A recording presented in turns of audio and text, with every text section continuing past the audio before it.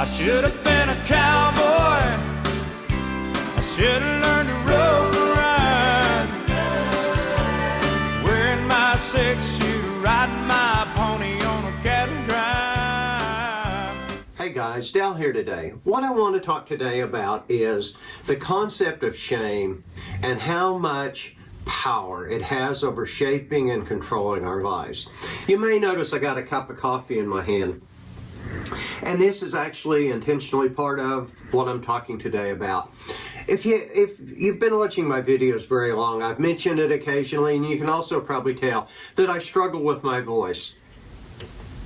And one of the things is that coffee makes it much worse, which is kind of funny. Here I am trying to make a video and drinking a cup of coffee. But I came in the office Monday morning, and I was really struggling with my energy. And coffee just takes at my throat and just makes it so much worse.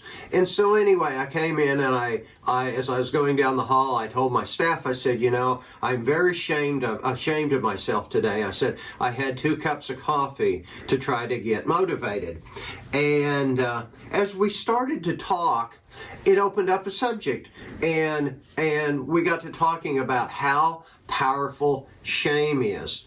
And that was in light of a video I had watched last week, not on shame, but it was about a guy who had lost his girlfriend, and he was so ashamed of the fact that he had lost his girlfriend that he couldn't even talk about it.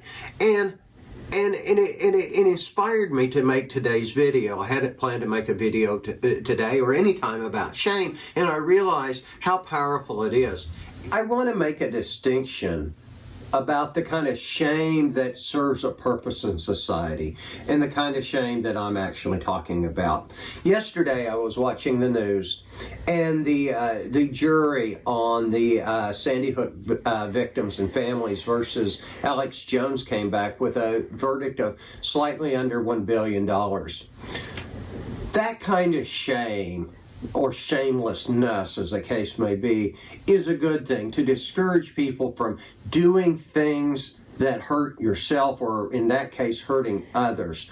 Again, the kind of shame that I'm talking about is the kind of shame that, again, 99% of the population, probably 99.9% of the population has either done, thought about, and that we yet think that we are the only person or persons that ever did this thing. And we're so worried about being discovered and found out that we live our life in fear. Let me give you a couple of good examples of people that went to their grave about something that happened when they were really young. The first is a good client that I had who grew up very poor and very uneducated, and he had made a vow to himself that he was going to change his life. And when he died, his estate was worth about $50 million. And for as long as I knew the gentleman until his death, despite how he had come from where he was still shameful about growing up poor. And I tried to explain to him, I said, but you overcame it. You should forget that. Forget the shame. I'm not saying forget those bad thoughts, but forget being shamed about the past. And he just couldn't let us go. And what is still amazing is that his children, who now control his estate, I work with them too, and they still carry on that same shame about where he came from and where they came from, when in fact it should have been left in the dust long ago. The other is an example of a lady that I knew who, and I won't say how many marriages her mother had, but had at least more than 5 marriages, and that she had grown up with her grandparents. And she turned into a fabulous woman, knew things, great things, well-traveled, well-spoken, successful, and yet she was ashamed because where she had come from, when in fact it wasn't her shame at all. She was the victim of this, and it was her mother, if anyone needed to be shamed, and yet she too went to her grave being ashamed and shameful of where she came from. And the final story I want to tell you is about a funeral I attended about a year ago for a lady. And I remember at that time I certainly wasn't thinking about doing a video in terms of shame. But it was about a lady, and she's in her early 80s, and she had passed away. And she had been really very healthy and very vibrant lady, but she had gotten cancer and passed away.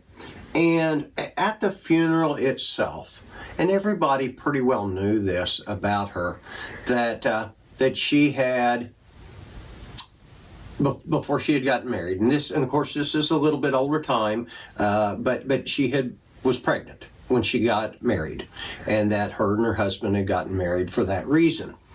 And at the funeral itself, they mentioned that there was events in her early life that she had always been so embarrassed of and so ashamed of. And I thought to myself, as I was listening to that, I thought, because I knew her, I knew the child she had, who turned out to be a fabulous person, and that her and her husband and the rest of their family had had a fabulous, fun-filled, successful life. And I thought, to mention that at her funeral, how big a force that must have been in her life, that it came up there, of all places, despite everything else that she had done, and as good as life turned out for her. And so I thought about it, and I'm like, golly. So anyway, let me share a little bit about my shame. I went broke as a young man. I couldn't pay my bills. I owed banks money that I could not pay. I was uneducated. I was naive. I was very shy and introverted, still am to some degree. But I was so shameful of that. I was so shameful of that. And what I discovered one time is that by letting go of that shame, saying, yeah, it is what it is. I did what I did. I went broke. This lady had become pregnant out of wedlock.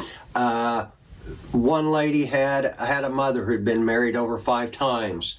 One man had grown up poor and uneducated and was at the bottom of the social rung. But I'm not telling you to change those feelings of the past, remembering how embarrassing it was to go somewhere in maybe dirty clothes, or to have kids make fun of you, or to know that the community knows that you're pregnant and you became pregnant before you were married.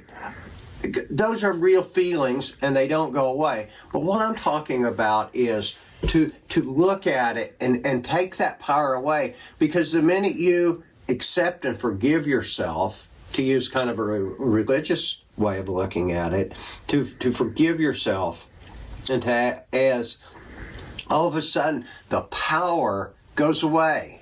The power that thing had goes away. And also to realize that most of the transgressions happen to maybe not each and every one of us, but that we've also all each got our own transgressions. And that to realize that is just part of being human. And not to be embarrassed by that any longer. Don't worry about being discovered. And once you let that worry about being discovered about some kind of human emotion or human feeling or human action, say, so what? If someone finds out that I went broke, if someone finds out that I used to drink too much occasionally, that I had a child out of wedlock, or that my mother was married to at least 5 different men, takes that power away. And so instead of you trying to cover up and worry about being discovered, being found out, it is what it is. And you can, by doing that, and I know that's a kind of a buzzword today, it is what it is, but this so best describes this, saying it is what it is. If someone finds out, Yeah, that's exactly what happened. It's exactly what happened. And you know what? I'm not embarrassed by it. I'm not ashamed of it. And you take the power away. And by taking that power away, you can transform your life almost instantaneous. I like to listen to Anthony Robbins and how you turn your life around in just a split second. And that is one of those things. By giving up that shame, you can change your life in a moment. Guys, I hope you enjoy it. Check us out, DowHouston.com, The Eccentric Cowboy on Instagram. Look forward to giving you more videos.